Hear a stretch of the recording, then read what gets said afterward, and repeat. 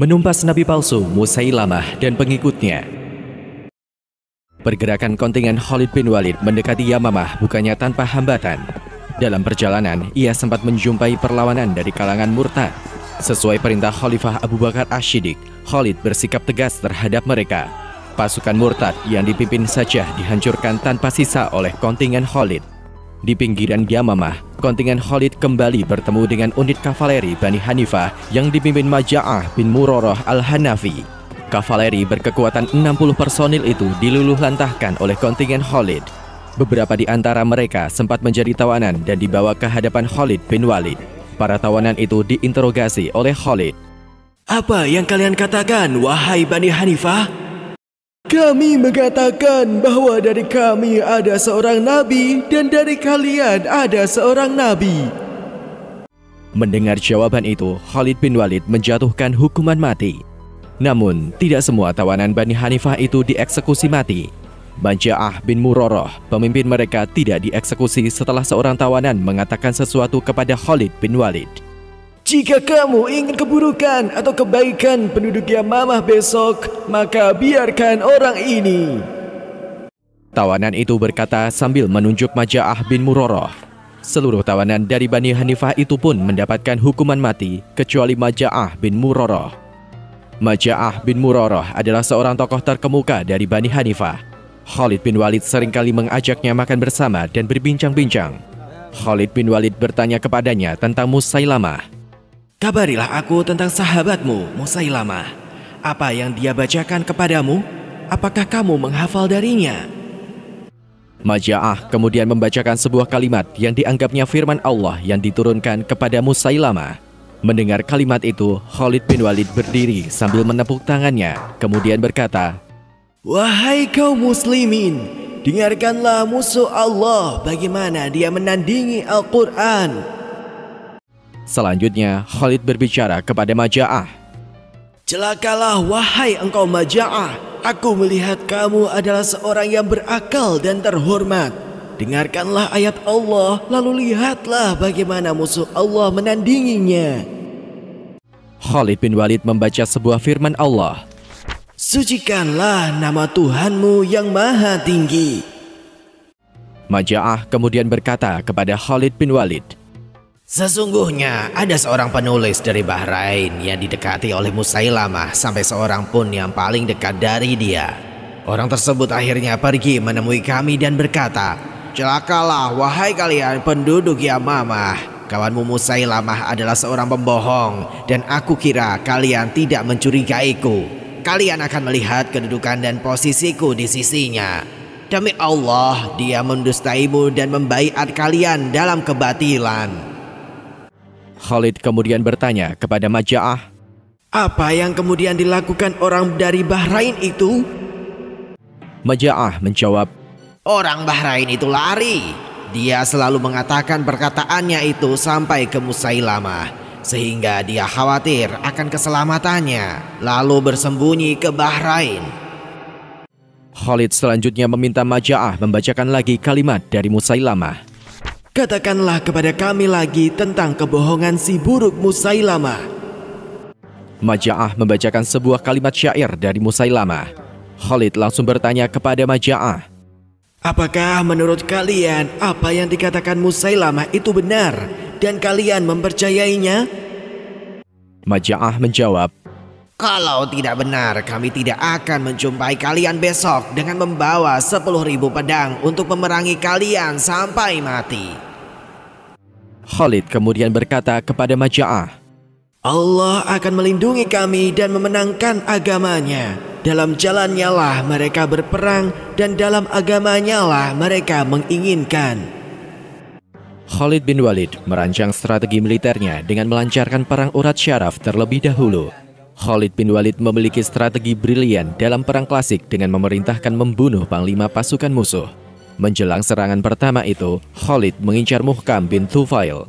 Tugas itu diberikan kepada Ziyad bin Labid yang masih merupakan kawan dari Muhkam bin Tufail. Khalid berkata kepada Ziyad, aku berharap kamu bisa menemui Muhkam dan mengalahkannya. Ziyad kemudian menjawab dengan sebuah syair. Kecelakaan Yamamah, celaka yang tidak bisa dihindari. Jika kuda itu berputar-putar di sana, demi Allah jangan tanya aku tentang kalian, sampai kalian binasa seperti kaum Thamud dan Ad. Khalid bin Walid juga menemui Umair bin Shalih al-Yashkari, orang Yamamah yang masuk Islam. Khalid bin Walid memerintahkan Umair menemui kaumnya dan mengajak mereka kembali kepada Islam sebelum aksi militer dilancarkan. Umair menemui kaumnya dan berkata, Khalid telah menaungi kalian dengan orang-orang Muhajirin dan Ansar. Aku telah melihat suatu kaum jika kalian melawan mereka dengan kesabaran, niscaya mereka akan mengalahkanmu dengan kemenangan. Jika kalian melawan mereka dengan jumlah yang banyak, niscaya mereka akan mengalahkanmu dengan pertolongan Allah. Kalian dan mereka tidaklah sama. Islam akan maju dan kemusyrikan akan mundur. Panutan kalian adalah pembohong. Kegembiraan menemani mereka dan kecongkakan menemani kalian. Dan sekarang pedang sudah ada di sarungnya, panah sudah di busurnya. Pikirkanlah sebelum pedang dihunus dan anak panah dilempar. Khalid sendiri masih mencoba menempuh jalan diplomasi dengan menemui Bani Hanifah. Bersama dengan Thumamah bin Uthal, Khalid bin Walid berbicara kepada kaum Bani Hanifah. Sesungguhnya tidak ada dua nabi berkumpul dalam satu urusan. Muhammad sallallahu alaihi wasallam adalah tidak ada nabi lagi sesudahnya, dan tidak ada nabi yang diutus bersamanya. Khalifah Abu Bakar telah mengutus seorang yang tidak disebutkan namanya dan nama bapaknya. Dia dijuluki Saifullah atau pedang Allah, bersamanya pedang yang banyak. Maka pikirkanlah urusan kalian. Khalid bin Walid dikenal sebagai panglima perang yang tidak pernah meremehkan kekuatan musuh. Meskipun memiliki pasukan lebih besar, Khalid bin Walid selalu dalam kewaspadaan akan adanya serangan tiba-tiba maupun tipuan musuh. Disebutkan bahwasannya Khalid tidak istirahat dan tidur pada malam hari kecuali dalam kesiagaan. Pada pertempuran di Yamamah ini, Khalid menunjuk Maknaf bin Zaid sebagai pemimpin pasukan kavaleri dan saudaranya yang bernama Huraith sebagai pengumpul informasi musuh. Bendera perang dalam pertempuran dipercayakan kepada Abdullah bin Hafs bin Ghanim, namun kemudian dialihkan kepada Salim, bekas budak Abu Huzaifah. Posisi pembawa bendera ini sangat krusial dalam perang Arab klasik. Jika pembawa bendera mati, maka pasukan akan kalah. Sedang di barisan terdepan, kepemimpinan dipercayakan kepada Syurahbil bin Hasanah. Di belakang Syurahbil terdapat 5 pasukan yang masing-masing dipimpin Khalid al-Makhzumi, Abu Huzaifah, Syuja', Zaid bin al-Khattab, dan Usamah bin Zaid.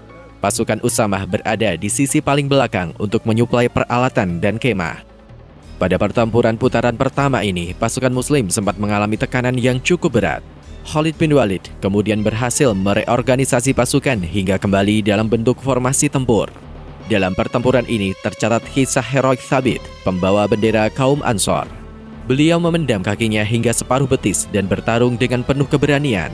Pertempuran di Yamamah itu mengantarnya kepada syahid. Pasukan Muslim sangat tabah dan bersabar menghadapi tekanan yang mereka terima.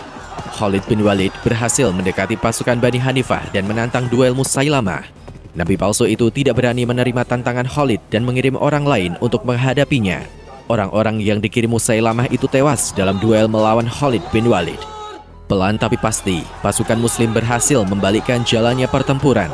Pasukan Musailamah mulai goyah dan mundur hingga ke sebuah perkebunan yang setelah pertempuran itu dikenal sebagai Taman Maut.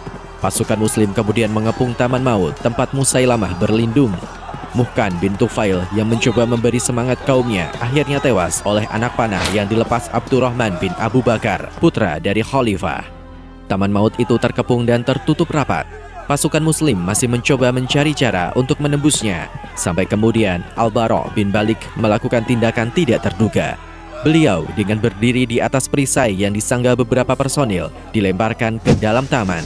Bertarung sendirian di dalam Taman Maut, Al-Bara' berhasil mencapai gerbang dan membukanya. Pasukan Muslim memasuki taman itu bagaikan air bah. Musailamah terkepung, bersembunyi di balik sebuah dinding yang terlindung di daunan. Posisi Musailamah segera diketahui oleh Wahsy bin Harb, bekas budak Hindun yang membunuh Hamzah, paman Nabi Muhammad. Sebilah tombak yang dilepaskan Wahsy menembus dada Musailamah dan segera mengakhiri hidupnya. Setelah tewasnya Musailamah, Wahsy berkata, Aku telah membunuh orang yang paling dicintai Nabi Muhammad. Dan sekarang aku telah membunuh orang yang paling dibenci Nabi Muhammad. Ketika pertempuran berakhir, Khalid bin Walid membawa Maja'ah yang diikat dengan tali. Khalid bin Walid membawanya melihat para korban di pihak Bani Hanifah untuk mencari mayat Musailamah. Ketika melewati mayat Ar-Rajal, Khalid bertanya kepadanya, Apakah dia Musailamah? Demi Allah, bukan. Ini lebih baik darinya. Kemudian mereka berdua menemukan sesosok mayat berkulit kuning dan berhidung pesek. Maja'ah berkata, Ini dia, Musailamah. Khalid bin Walid kemudian berkata, Semoga Allah memperburuk pengikut-pengikut kalian. jumlah yang tewas pada pertempuran di Yamamah mencapai 20.000 personil.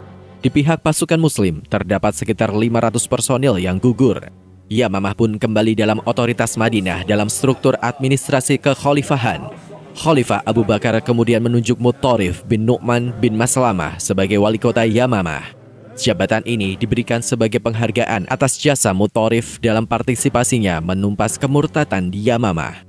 Sosok Musailamah dengan keahliannya mempengaruhi kalangan awam ini begitu terkenal di tanah Arabia hingga era setelah kematiannya. Bangsa Arabia kemudian memiliki istilah untuk menjuluki orang-orang yang suka berdusta, yaitu dia lebih pendusta daripada Musailamah.